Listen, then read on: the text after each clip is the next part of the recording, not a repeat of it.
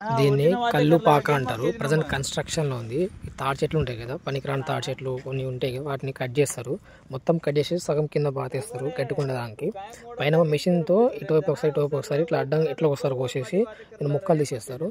ఇట్లా 3 వైపులు పెడతారు అనమాట. ఇటు ఒక సైడు మధ్యలో పెద్దవి అనమాట, గుడారాల లెక్క కొంచెం ఎత్తునే దానికి.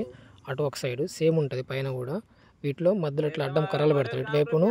అటువైపు కర్రలు పెట్టేసి మళ్ళీ పైన ఇట్లా అడ్డం కర్రలు పెట్టేసి సేమ్ గుడారాలు లెక్క మళ్ళీ ఇటు నుంచి ఇట్లా కర్రలు పెడతారు. ఇట్లా ఒకసారి పెడతారు. సేమ్ రివర్స్ వి షేప్లో ఉంటుంది ఇదంతా. మరి దీని మీద ఈ తాటి మట్టలే కప్పుతూ ఉంటారు. దీని కింద కూర్చోడానికి కూడా ఇవే వాడతారు. తాటి ఉంటాయి కదా, తాటి చెట్టును కోసినానికి మొద్దులు ఉంటే దీన్ని వాడుతూ ఉంటారు. దీని లోపల పెట్టేసి దీని మీద కూర్చుంటారు అనమాట. సేమ్ చైర్లో కూర్చున్నట్టు.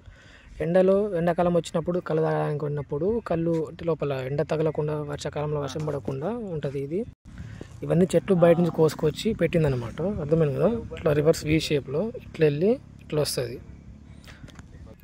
మెయిన్గా సమ్మర్లో అయితే బాగుంటుంది. తాటి మట్టలు వాడడం వల్ల లోపల చాలా చల్లగా ఉంటుంది అన్నమాట. వాతావరణం తొందరగా వేడి కాకుండా బాగుంటుంది.